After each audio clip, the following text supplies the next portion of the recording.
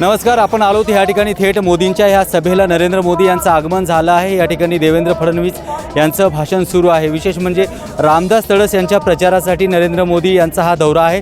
विदर्भातील हा तिसरा दौरा त्यांचा आहे आणि त्याचबरोबर आता देवेंद्र फडणवीस यांच्या भाषणामधनं त्यांनी सांगितले की वर्धा हे काही वेळापूर्वी काँग्रेसचा बालेकिल्ला होता, परंतु शरद पवारांनीच तो बालेकिल्ला संपवला आणि आज त्याच बालेकिल्ल्यामध्ये त्यांनी शेवटी राष्ट्रवादीचा उमेदवार म्हणजे अमर काळे हे देण्यात आला आहे, असं सध्या भाषण सुरू आहे। आपण आहोत या ठिकाणी आज बरीचशी जनता नरेंद्र मोदी यांचं भाषण ऐकण्यासाठी आलेले आहेत। विदर्भामध्ये तापमान वाढलेलं आहे आणि विशेषतः पहिल्या टप्प्यातली निवडणूक जी आहे, मतदान जे आहे ते मतदान होते आणि पहिल्या टप्प्याच्या मतदानाच्या दिवशीच नरेंद्र मोदी यांचं देखील आगमन या विदर्भात झालं आहे, या वर्धा जिल्ह्यात झालं आहे।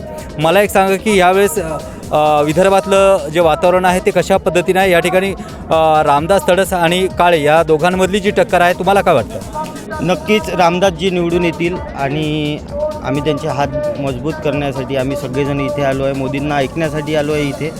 नक्कीच रामदासजी निवडून येतील। अमर काळे हे या ठिकाणचे उमेदवार आहेत राष्ट्रवादीचे आणि त्यांना प्रचाराला वेळ कमी मिळाला असं जनता म्हणते, तुम्हाला काय वाटतं का? हो, खरी गोष्ट आहे। त्यांचं तरी पण BJP सरकार येणार आहे आणि मोदीचे साहेबाचे हात बळकट करण्यासाठी रामदास तडस यांनाच विजयी करायचा आहे। त्याच्यासाठीच आम्ही इथे एवढी जण आलेलो आहोत। आपण पाहतो या ठिकाणी बरेचसे ही जनता ह्या ठिकाणी आलेली आहे, नागरिक मतदार ह्या ठिकाणी आले आहेत। आपण पाहतोय की या ठिकाणचं सगळं वातावरण जे आहे आज एवढ्या उन्हाळ्यामध्ये तळपत्या उन्हामध्ये या ठिकाणी ही सभा होत आहे आणि बरेचसे या परिसरातील नागरिक ही सभा ऐकण्यासाठी या ठिकाणी आले आहेत।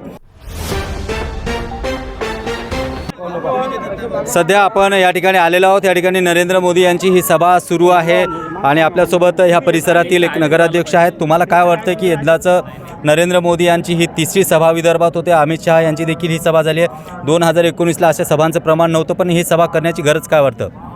आज अमरावती लोकसभा मतदारसंघाचे जे उमेदवार आहेत, माननीय सौ नवनीतताई राणा, त्यांच्या प्रचारासाठी आपल्या देशाचे पंतप्रधान माननीय नरेंद्रजी मोदी यांची ही सभा होत आहे आणि आम्हाला सर्व पक्षाला विश्वास आहे की यावेळेस भाजप आणि सहकारी पक्ष जे आहेत ते 400चा आमचा जो टार्गेट आहे, लक्ष्य आहे, ते प्राप्त करणार आहे आणि ते लक्ष्य प्राप्त करण्यासाठीच आज मोदीजी पूर्ण देशभर आपला दौरा करून जी विकासाची कामं भारतीय जनता पक्षाने आपल्या देशात केली, एक विकासाच्या प्रगतीवर देशाला घेऊन गेलेत, आर्थिक प्रगती देशाची साध्य झाली, ते सर्व लोकांप्रती पोहोचवण्याचा हा प्रयत्न आहे। मला एक छोटासा प्रश्न विचारायचा आहे की नवनीत राणा यांच्या प्रचारासाठी या ठिकाणी हे आले, तुम्ही स्थानिक नगराध्यक्ष आहेत या ठिकाणचं स्थानिक वातावरण कसं आहे? कारण बरेचसे भाजपाचे कार्यकर्ते नवनीत राणा यांच्यावरती नाराज होते, मागच्या वेळी जी तोडफोड झाली त्या संदर्भातही नाराज होते,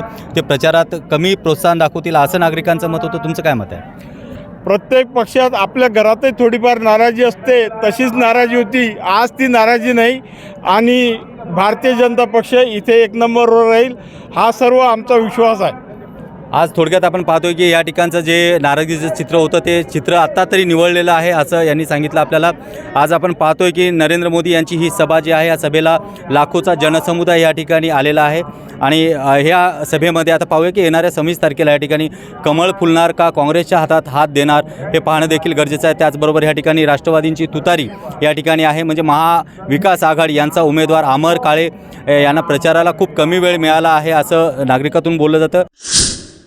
आता नरेंद्र मोदी यांची सभा सुरू आहे, पण ह्या सभेतून बरेचसे लोक बाहेर येतात। आपण त्यांना थेट विचारूया, नरेंद्र मोदी यांची सभा सुरू आहे, आपण बाहेर का जात आहे? बाहेर नाही जाऊन आलो आम्ही, बाहेर लागली आहे म्हणून बाहेर लागली आहे म्हणून बाहेर। या ठिकाणी आपण पाहतोय की नरेंद्र मोदी यांचं हे भाषण सुरू आहे आणि हे आपण पाहू शकता या ठिकाणी जो फ्लो बाहेर येतोय, हे मोठ्या प्रमाणामध्ये नागरिक ह्या ठिकाणावरून बाहेर येत आहेत आणि सध्या नरेंद्र मोदी यांचं भाषण सुरू आहे।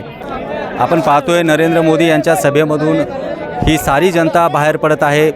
आम्ही त्यांना कारण विचारण्याचा प्रयत्न केला तर लघुशंकेसाठी आम्ही बाहेर येतोय असं या ठिकाणी सांगण्यात येत आहे। आपण पाहतोय की या ठिकाणी या सभेतून बरेचसे नागरिक या ठिकाणी बाहेर येतात. आपण या ठिकाणी पाहू शकताय सभा आणखीन संपली नाही आहे, सभा सुरूच आहे, पण या सभेमधून बरेचसे नागरिक बाहेर येत आहेत. आम्ही त्यांना कारण विचारण्याचा प्रयत्न केला, परंतु या ठिकाणी आम्हाला कुणीही त्याचं उत्तर प्रॉपरली देत नाही आहे. आपण पाहू शकताय की ही सभेतून बरेचसे लोक बाहेर येत आहेत. लोकांच्या मनात उतार येऊन राहिली, शरद पवारची सीट येऊन राहिली असं लोकांचं मन आहे. या सभेतून तुम्ही बाहेर का आलात? लय तकलीफ आहे, आतमध्ये बसाची व्यवस्था नाही चांगली, म्हणून आम्ही लोक बाहेर आले.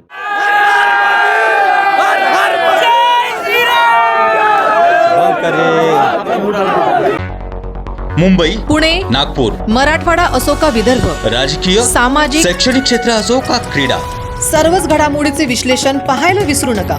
फक्त देशोन्नती न्यूजवर.